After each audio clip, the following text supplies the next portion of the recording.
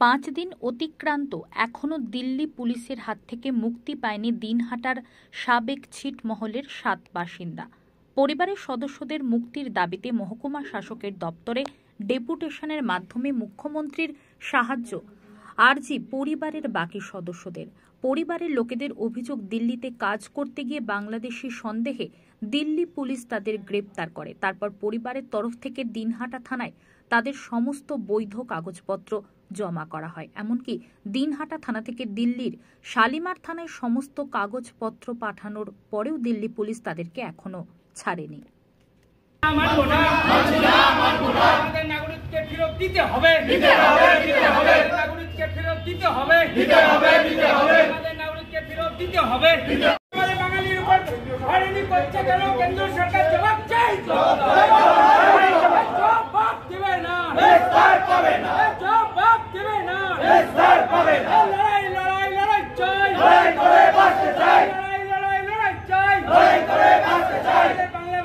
দিল্লি পুলিশের হয়রানি মানছি না, মানবো না।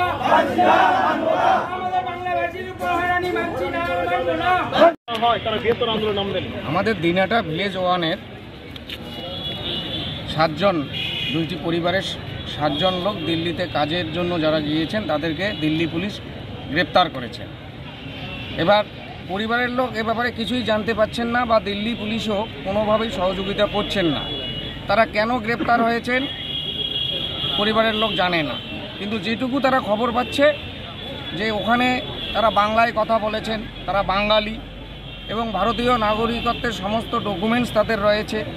ভারতের নাগরিক হওয়ার পরেও এক রাজ্যের নাগরিক আর এক রাজ্যে নিজের দেশের মধ্যে যেতে পারবে না। এটা কেন্দ্র সরকারের যে অধীনস্থ দিল্লি পুলিশ, তারা কিভাবে এই হেনস্থাটা বাঙালিদের উপর করছে, এই বিষয়টা নিয়ে আমরা আজকে মহকুমা শাসকের দ্বারস্থ হলাম। যে 2টি পরিবারের 7 জন মানুষ দিল্লি পুলিশের হাতে অ্যারেস্ট হয়েছেন, অবিলম্বে তাদের মুক্তির ব্যবস্থা করতে হবে, তাদের পরিবারের সঙ্গে তাদেরকে ফিরিয়ে দিতে হবে।